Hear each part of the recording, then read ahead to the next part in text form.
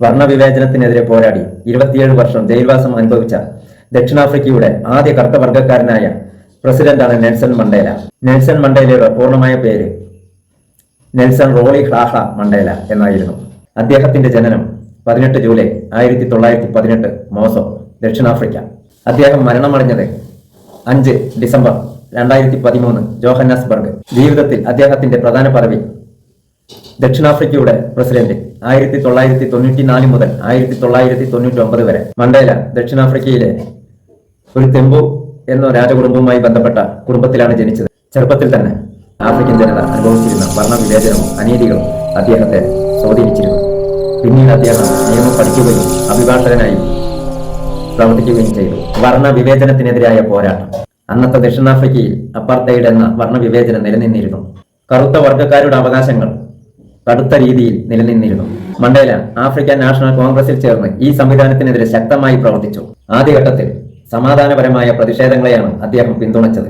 പിന്നീട് സർക്കാരിന്റെ കടുത്ത അടിച്ചമർത്തലിനെ തുടർന്ന് സായുധ പ്രതിരോധവുമായി ബന്ധപ്പെട്ട പ്രവർത്തനങ്ങളിലും അദ്ദേഹം പങ്കെടുത്തു. 27 വർഷത്തെ ജയിൽവാസം.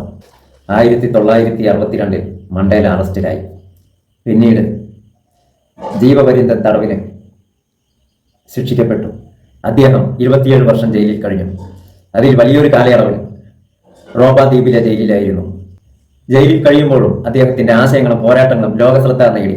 ഒടുവിൽ അന്താരാഷ്ട്ര സമ്മർദ്ദവും ദക്ഷിണാഫ്രിക്കയിലെ രാഷ്ട്രീയ മാറ്റങ്ങളും ശക്തമായതോടുകൂടി 1990 ഫെബ്രുവരി 11 മണ്ടേല മോചിതനായി.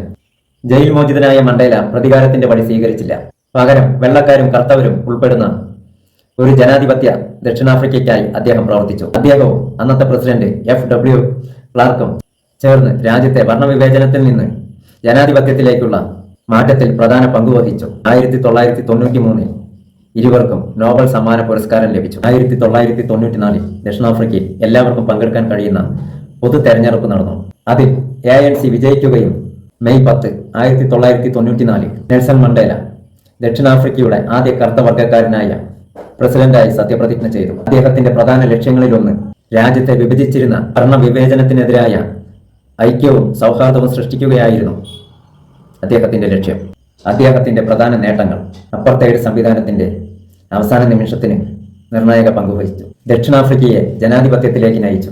വർണ്ണവിവേചനത്തിന് ശേഷവും ദേശീയ ഐക്യത്തിന് പ്രാധാന്യം നൽകി. 1993 നോബൽ പീസ് പ്രൈസ് നേടി. ലോകമെമ്പാടും സമാധാനത്തിന്റെയും സ്വാതന്ത്ര്യത്തിന്റെയും പ്രതീകമായി മാറി. അദ്ദേഹത്തിന്റെ മരണം 2013 ഡിസംബർ 5 നെൽസൺ മണ്ടേല 95 വയസ്സിൽ അന്തരിച്ചു. അനീതിക്കെതിരെ പോരാടുമ്പോഴും ക്ഷമയും ഐക്യവും മനുഷ്യസ്നേഹവും കൈവിടരുത്. അദ്ദേഹത്തിന്റെ ജീവിതം തോൽവി വന്നാലും ലക്ഷ്യം ഉപേക്ഷിക്കരുത് എന്നതിന്റെ ഏറ്റവും ശക്തമായ ഉദാഹരണങ്ങളിൽ ഒന്നാണ് ഈ സംഭവം നടന്ന വർഷം. അറിയാമോ?